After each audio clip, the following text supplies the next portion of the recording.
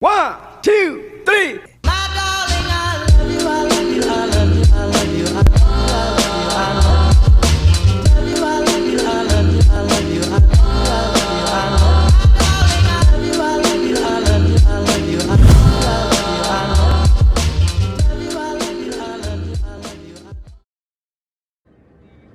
Darling, you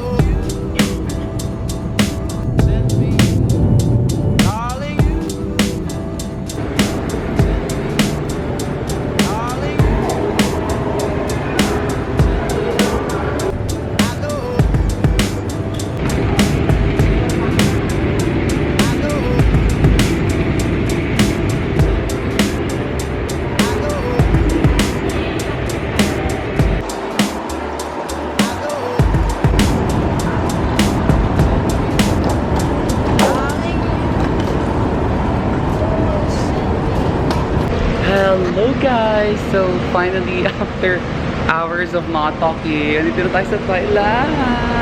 I will tell you what happened and what's the reason why I didn't have the chance to vlog earlier. Appreciate the view, you guys. It's so pretty. Their airport is really nice. I am literally just booking my Grab to the way sa hotel. My gosh, I look so ugly. Anyways, you guys, just excuse it.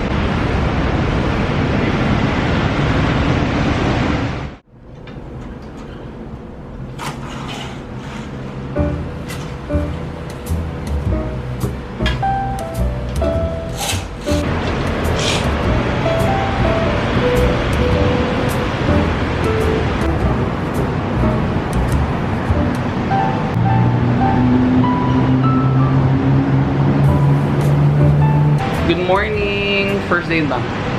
Let's go! I actually forgot the vlog last night. Grabe, sobrang napagod na lang ako. I think I'm gonna be explaining the itineraries or the things that you should know before going to Bangkok. We actually have our own balcony. Ayan. Super perfect ito for night outs, you know, for drinking, ganon, for hangouts. And then after dito sa my balcony, this is gonna be the bedroom. Ayan yung bed. I think this is a nicer view of the room kasi may sunlight. And then a mini lounge area for foods. And then the TV, the foods, and then the luggage area. So beside the bed, meron siyang open space for the toilet. So kung gusto niyo mag-sexy time, go push! Laban niyo yan. And then you have the microwave. And then the foods over here. I mean the kitchen. And then the freezer, and then the human size mirror. This is gonna be my fit for today. I know, super simple lang. I don't know if it's gonna be my outfit because I'm just gonna be going out near dito sa mall. And then here is the bathtub, the shower. This one is actually my favorite. Super saya neto. Nag-sprinkle siya sa puwet nyo. And then this is gonna be the vanity. Is that a vanity or the sink area? So, ayon. Hello guys! So, I am gonna be doing some travel requirements that you need before going to Thailand. Alam nyo, I am still a student and I was really scared. I'm gonna be traveling to Thailand kasi knowing that they might be asking for pocket money and all these things. Pero, super simple lang pala talaga niya. By the way, I'm using the Skin SPF 50. This is a must, guys. Grabe. Sobrang init dito sa Thailand. Oh my God. The Philippines medyo na ulan pa, pero here in Thailand, it's super hot and it's super sunny. That's why sunscreen is really a must. I'm just gonna be using this low shine Mattifier ng QuickFX. It's been my second time using this product. So actually, they will just ask you about certain things. It depends kasi sa occupation nyo yung questions nila. I cannot say yung mga questions na matatanggap nyo kasi talagang kinikilates nila. Imagine I was standing in the line for 20 minutes because nag-ask lang sila ng mga questions and all this kind of stuff, knowing that Thailand is gonna be a visa-free country. All you need to do is fix your requirements, your tickets, your hotel stay. So if you're a student and you're going to travel alone or with friends here in Thailand, I'm pretty sure 95% you would get approved. Depends, of course, sa situation. So the only 3 requirements that you need going to Thailand, based on my experience, is gonna be your passport, your vaccine certificate, and vaccination card. Actually, hindi pa nga yun tinanong, but bring that just in case. And last but not the least is proof of your hotel. So, kailangan nila ng proof of the location where you're gonna be staying sa hotel. Very, very important because that's actually where we stood in the line for quite a while. Kasi medyo, we actually had time to like search it out where ako mag-stay and why is it gonna be only 3 days, 4 days, and like that. And I told them that it will actually depends on the activities that I'm gonna be doing kung saan ako mag-book ng hotel. Meron pa palang 4th requirement, pero this can be done sa airport only. You need to pay the tax, the environmental tax. And that tax actually costs around 1,600 pesos. So you actually need to bring cash or your card with you guys because that's the 4th requirement. Overall, there's actually no big hustle when going to Thailand, and they actually didn't look for any pocket money as well, which I was really scared about because I only have like a few thousand pesos, and voila, it's just confidence to start. Okay guys, so I'm almost done with my makeup. Very fresh, you know, I'm that girl, the very, very fresh girl lang. And I just want to share this vinyl ink.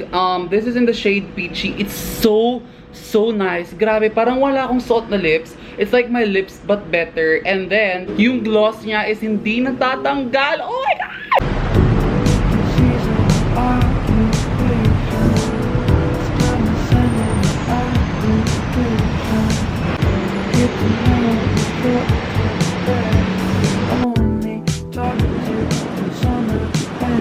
Okay guys, so I'm actually done changing sa money exchange. Punta lang ako sa pinakamalapit na mall here sa hotel ko. And I'm actually going sa one of the biggest malls here in Thailand. Para makukunin na San Pedro. Anyways, today agenda you guys, I'm just gonna be visiting some of the malls near me.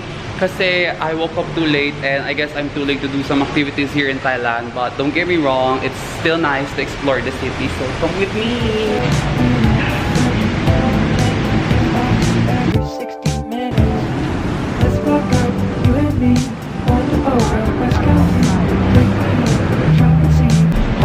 Okay guys, I'm already at the second mall, and this one is Gaison Village, and I believe on the next one pa. Oh, ito na pala. Okay guys, so finally, after a while, one of the reasons why kung bakit talaga ako pumunta dito because there you go. I'm so happy.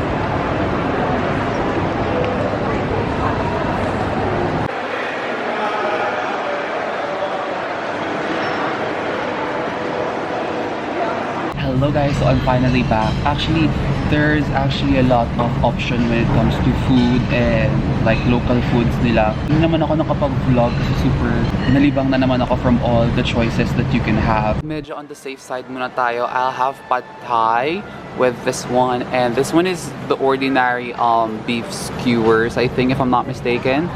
Only around 180 baht or 200 baht. Not pretty bad for a single meal, diba? So what are we waiting for? Kain na!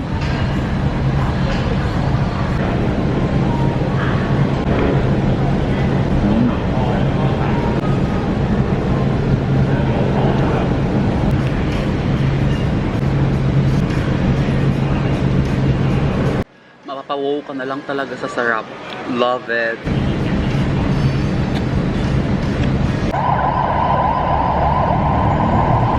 Hello guys, so I'm back sa hotel. Actually, I didn't vlog much kasi it's the same mall. Like, lahat naman na nakikita nyo sa mall, ganun din yung mall nila dito. Aside from, they have different shops. Pero other than that, my handle sa camera, my tripod actually broke. And naiinis ako kasi wala pang ilang araw, nasira na naman. Anyways, I think I'm not gonna be vlogging anything for today kasi wala naman ako pupuntahan iba. Aside from getting our dinner. So, if hindi na ako nakapag-vlog today, I'll see you tomorrow and I'll manage to go somewhere more interesting para naman medyo interesting yung vlog natin. Thank you guys so much for watching. I hope you did enjoy. And if you did, please do not forget to subscribe if you haven't already. And always remember to put your practice in the next level. See you guys in my next video. Bye! Ching!